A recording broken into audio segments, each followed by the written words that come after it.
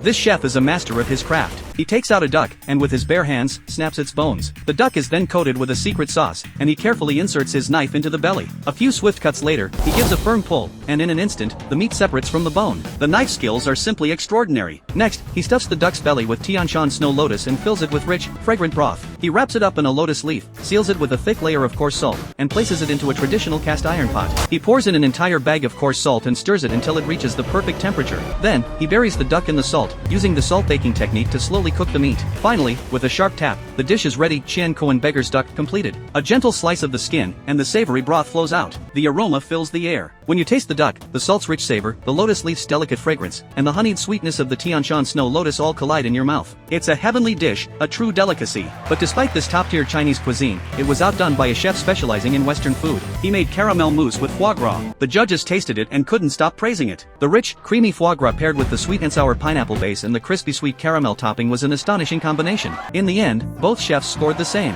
But the judges declared the Western dish superior, citing the lack of elegance in the presentation of the Chinese dish. The Chinese chef stormed off in frustration. His name was William. He was the most famous chef on the food street. Every day, customers lined up outside his restaurant, from dawn to dusk, waiting to taste his creations. The line for his signature 9-layer tower dish even attracted reporters. However, everything changed when a new Western restaurant named Star Picking opened across the street. It shattered William's reign of culinary miracles, as the customers flocked to the new place instead. Their head chef, Paul, was a Michelin 3-star chef from France. He was extremely meticulous in his cooking, especially in presentation. Everything had to be artistic. But it wasn't just the competition for customers that bothered William. Paul had gone so far as to say, in an interview, the Chinese cuisine was too conservative and didn't keep up with the times. Of course, William couldn't let that slide. He went straight to Paul's restaurant to show him what real culinary skill looked like.